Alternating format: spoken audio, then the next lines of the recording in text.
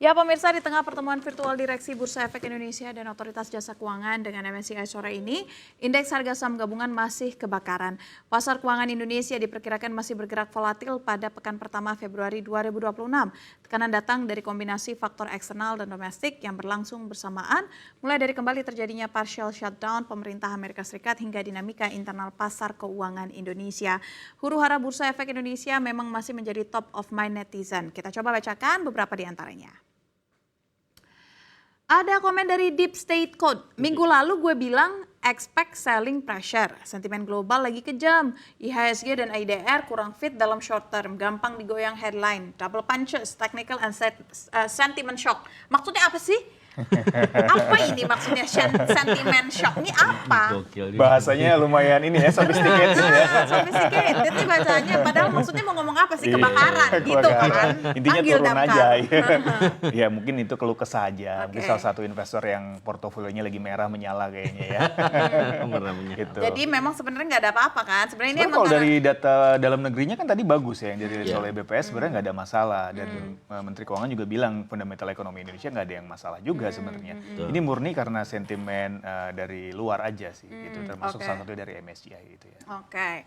Ada komen lagi masuk nih dari Battling Stock. Danantara dan asuransi seperti BPJS udah dikerahkan untuk menyelamatkan IHSG. Mari kita tebak-tebakan buah manggis. IHSG turun sampai berapa? Emang iya? Sebenarnya gini sih, kan Danantara udah menginfokan ya, dia akan masuk kemana-mana aja. Dia akan masuk ke saham-saham yang memang high dividend gitu kan. Tapi kan dividen nggak langsung dirasakan dong Betul. harusnya gitu kan. Nah apakah dengan masuknya Danantara, asuransi seperti BPJS, bisa menggoyangkan IHSG? Ya sebenarnya kan Danantara itu one of big fund ya yang bisa masuk gitu. Apalagi kan kemarin ada kebijakan limit investasi asuransi dan dana pensiun di pasar modal dinaikkan dari 8% menjadi 20%. Itu berarti kan likuiditas jadi lebih besar gitu untuk masuk ke market kita. Dan harusnya itu sentimen yang positif gitu ya. Cuma kan memang mereka ini karena duitnya gede, nggak bisa masuk sekaligus sehari langsung blek berapa puluh triliun kan. Pasti bertahap. Dan itu yang bagus memang pasar adalah kenaikannya gradually gitu ya, nggak langsung yang naiknya terlalu tinggi terus gampang dibanting gitu kan. Selama fundamental ekonomi kita bagus, bisnis-bisnis perusahaan-perusahaan yang ada di pasar modal ini juga kan akan bagus kan, logikanya seperti itu. Tentunya secara tidak langsung juga nanti sahamnya akan kembali rebound sih. Gitu. Oke, akan sahamnya pelan-pelan rebound. Jadi investor retail sabar ya. Ada lagi komen dari Akmal Hanif. Bagus dong, yang penting yang turun saham gorengan. Nah ini pertanyaan gue sih mas. Apa sih yang dikategorikan saham gorengan? Ini pertanyaan bagus ya. Saham gorengan tuh apakah saham yang memang coordinated trade tadi atau yang emang ketika mau IPO dimainin sama BI? Sebenarnya sih kalau dibilang apa sebenarnya definisi saham gorengan itu sendiri kan gampangnya seperti ini. Ketika fundamental satu perusahaan gitu ya, dalam satu perusahaan ini tidak sesuai dengan cerminan pergerakan sahamnya, itu dianggapnya mungkin saham gorengan. Contoh gini, sebenarnya sahamnya naik 1000%, tapi sebenarnya bisnisnya dia tuh nggak gede-gede amat. Ada soalnya satu emiten yang labanya kalau nggak salah cuma beberapa miliar, 3 miliar, 4 miliar, tapi sahamnya kok naik sampai ribuan persen, itu kan nggak make sense. Dari mana pendorong sentimen positifnya ini gitu ya. Nah ini salah satu yang mungkin jadi indikator kalau saham ini lagi dipom-pom lah kurang lebih atau digoreng gitu ya. Siapa yang menggoreng? Nah itu kita nggak ada yang tahu siapa ya Makanya orang-orang di itulah belakang isunya layar. yang ditekankan adalah transparansi. Iya. Pengen Ini kan tahu diduga dong. ya sama pihak MSCI diduga kok ini banyak sekali saham-saham atau emiten-emiten yang ternyata kepemilikannya publiknya kecil tapi kok dia bisa naiknya cepat banget sementara fundamentalnya juga biasa-biasa aja. Dan gitu. ini Nah, sebenarnya berarti yang disebut gorengan adalah saham-saham yang bergeraknya Tidak wajar tidak wajar dan melihat sentimen fundamentalnya juga sebenarnya tidak baik-baik aja Betul, gitu. betul. Bukan saham yang mendadak tinggi tapi fundamentalnya baik-baik saja. Iya, kalau saham-saham yang fundamentalnya bagus, Punya tentu story dia punya gitu story, kan. dia naik tinggi nggak jadi masalah. Berarti memang dia secara bisnis bagus dan potensi kedepannya masih akan bagus. Nah ini kan wajar-wajar aja kalau kenaikannya seperti itu. Karena bisnisnya juga mungkin ke depan dia akan terus bertumbuh biasanya kan ya. Perusahaan-perusahaan besar kan seperti itu. Jadi nggak ada isu mau nanti turun drastis tuh kayaknya nggak ada isu gitu. Karena memang secara perusahaan dia sehat lah kurang lebih gitu. Oke, nah sekarang kalau Mas Iqbal melihat kemarin tuh pemimpin-pemimpin BI dan OJK mundur serempak kayak gitu, kenapa sih? Ada apa sih? Akhirnya kan jadinya mau yang harusnya udah bisa cepat meeting, akhirnya harus ada pergantian orang dulu dan segala macam gitu kan. Ya itu yang pertama mungkin pengunduran direktur utama Bursa Efek ya Pak Iman yang memang mengejutkan ya, karena seingat saya waktu itu teman-teman diundang untuk ngobrol-ngobrol gitu. Ternyata ngobrol-ngobrolnya nggak ada ngobrol, cuma statement, dan beliau mundur dan diikuti oleh pimpinan OJK ya, ketua, wakil ketua, dan anggota komisioner yang membidangi pasar modal. Saya rasa ini bentuk tanggung jawab mereka ya yang harus, dan pesan presiden juga jelas. Saya rasa sebenarnya sih pesan presiden kemarin yang disampaikan Pak Erlangga ya ketika konferensi pers malam minggu itu sebenarnya sama seperti apa yang diinginkan oleh MSCI sih. Sebenarnya nggak ada yang baru ya soal integritas pasar modal dan lain-lain. Jadi saya rasa soalnya ini apa ya, orang ada yang bilang presiden bukannya nggak ini ya sama pasar modal gitu kan, karena dianggapnya beliau pernah bilang judi dan lain-lain. Tapi kalau investor investasi di pasar modalnya aja nggak benar gitu kan, bagaimana Bisa meyakinkan bisa investor meyakinkan, di tempat betul lain pasti gitu. meyakinkan investasi yang dalam skala yang lebih besar lagi. Apalagi kalau kita tadi menyimak arahannya presiden di rapat koordinasi pemerintah pusat dan daerah, itu banyak banget proyek terutama hilirisasi ya.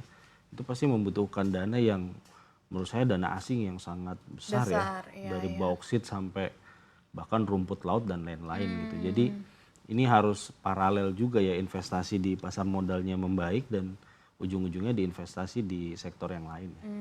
Oke. Mas Ai, ini ada lagi nih Ya. komen. Widyar Sokris. Prediksi saya IHSG kemarin mendekati angka 6.000 poin. Saya yang pusing sih kalau ngomongin saya yang nyetan gimana nih. Potensinya gimana sih pergerakan IHSG ini kan sekarang udah 7 ribuan, Iya. 7.800 di penutupan. Apakah benar bisa kembali ke 6 ribuan? Nggak ada yang tahu ya. Nggak Kalau ada ada yang yang tahu tahu. semua orang kaya pasti. Itu nggak ada yang Orang pernah jadi tahu. Elon gitu. Musk, iya. Saya pun nggak tahu arahnya akan ke berapa kalau memang masih turun lagi ya. Tapi yang pasti memang ketika kemarin 2 kali trading halt itu sampai sempat menyentuh 7.400 gitu ya, terendahnya gitu ya. Tapi kan kembali rebound ke 8 ribuan dan hari ini turun lagi ke 7.800. Tapi memang volatilitasnya masih ada, cuma tidak separah minggu lalu gitu. Ya harapan kita mungkin akan terus membaik dan Iya. nggak sampai nyentuh 6.000 ya harapannya. Jangan sampai ya. nyentuh 6.000 lah ya. Karena sebenarnya kan ini teguran untuk sistem gitu kan, bukan teguran untuk saham-sahamnya. Iya, karena banyak saham juga yang fundamentalnya bagus Iya. sebenarnya. Cuman Jadi karena terdampak ada loh semuanya ini. jadi ada imbas ke mereka seolah-olah semua saham tuh nggak bagus. Padahal nggak, banyak juga yang bagus sehingga kemarin tuh kayak panik aja lah, panik selling dari Panik investor-investor karena ada berita dari MSCI tersebut dan makin kesini kalau saya lihat penurunannya semakin kecil lah gitu, walaupun masih turun. Cuma mungkin ini peluang ya untuk masuk secara bertahap lah, pelan-pelan. Dan rebalancing portofolio juga kayak Iya, MSCI iya, ya, ke saham-saham betul. yang lebih sehat lah gitu. Iya, Jangan tapi yang capital kolesterol. outflow-nya gede juga loh, walaupun ya udah pelan-pelan masuk lagi sih gitu kan. Itu gimana melihatnya? Ya kalau capital outflow gede ya, memang menurut saya ini shock sementara ya. Harusnya saya melihat ada komitmen kuat juga dari Bu Kiki ya selaku ketua dan wakil ketua sementara.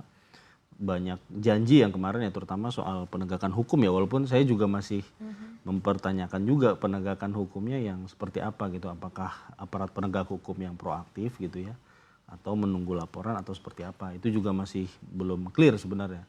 Tapi ada komitmen di situ karena ada juga kecurigaan bahwa ya ini uang nggak jelas juga ya Bang ya, maksudnya diputar mungkin di saham dan lain-lain, itu banyak lah dugaan dari KPK dan lain-lainnya. Ini yang ya intinya yang jelek-jelek begini tolong dibereskan dulu lah, karena ini ujung-ujungnya sebenarnya banyak yang jadi korban kan, sebenarnya bukan cuman investor yang retail juga, tapi investor-investor yang skala besar juga jadi korban juga gitu. Iya, karena investor yang skala besar bukan cuma retail aja, konglo-konglo juga lagi kebakaran jenggot ini. Perasaan gue kerja bener tapi gue kena imbasnya gitu kan. Itu Ya itu dia. dia, makanya kita sebenarnya sih lagi menantikan ya. Hari ini kan ada pertemuan BI, OJK dan juga Betul. MSCI yang dilakukan secara virtual dan juga seharusnya sudah menyambut detik-detik dirilis, tapi kita akan tunggu beberapa saat lagi.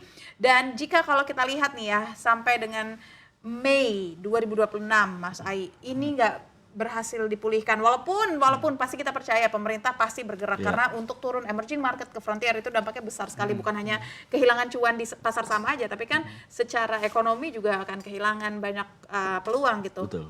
jika katakanlah deh apes-apesnya, ternyata kita masih belum bisa memenuhi standar juga sampai akhirnya MSCI mau nggak mau nurunin dulu gitu standar kita. Apa yang bisa terjadi? Ya, sebenarnya yang krusial adalah pertemuan hari ini ya antara bursa dengan MSCI. Ketika bursa memaparkan presentasi dan komitmennya ke MSCI dan MSCI bisa menerima, harusnya marketnya akan kembali bounce back gitu. Dan itu trustnya akan kembali lagi. Itu jadi kita tidak bisa, maksudnya kita tidak usah menunggu sampai Mei harusnya kalau memang di pertemuan ini dari pihak MSCI sudah bisa menerima gitu ya apa yang akan dibersihkan atau apa yang akan dikerjakan oleh bursa dan OJK sehingga pasar modal kita menjadi lebih baik lagi gitu. Semoga saja hasil pertemuannya positif gitu ya. Kalaupun masih ada diskusi dan masih ada harus beberapa yang diperbaiki, selama dari pihak bursa dan OJK dan maupun stakeholder pasar modalnya berkomitmen kuat, harusnya sih nggak ada masalah gitu ya. Semoga tidak sampai di downgrade. Gitu. Semoga jangan sampai, walaupun sebenarnya sama Goldman Sachs udah kena nih, udah kena downgrade gitu. Dan frontier market ini kan salah satunya dengan Bangladesh, Afrika gitu kan. Sedangkan kita jalan aja aspal kita udah bagus, kita udah punya LRT, apa-apa udah serba digital, internet kita udah cepet. Masa kita jadi setara gitu kan? Nah, gitu.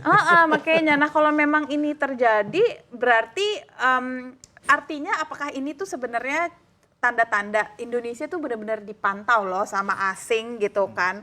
Makanya harus bersih-bersih karena semua nih lagi all eyes on us gitu. Bisa dilihat seperti itu nggak sih positifnya gitu. Bahkan tadi kan ada berita ya Bang ya, kalau nggak salah Nomura juga menurunkan bobot saham kita dari overweight menjadi netral gitu. Artinya memang Indonesia kan kalau bahasanya presiden kan kemarin bright spot menurut IMF. Dan ya sebenarnya ini kan masalahnya sebenarnya di internal pasar modalnya aja sebenarnya. Kalau kita berkaca dari fundamental ekonomi tadi angka-angka juga baik dan kalau tidak salah kemarin Pak Erlangga juga bilang pertumbuhan ekonomi juga akan lebih baik dibandingkan kuartal yang ketiga, di mana kuartal ketiga kan pertumbuhannya 5,04. Kalau tidak salah hari Kamis ya, kita tunggu pengumumannya dan saya rasa sih pasti akan tetap di atas 5% dan ada komitmen dari Pak Purbaya selaku Menteri Keuangan untuk menarik sampai ke 6% gitu. Artinya secara fundamental ekonomi tadi surplus perdagangan,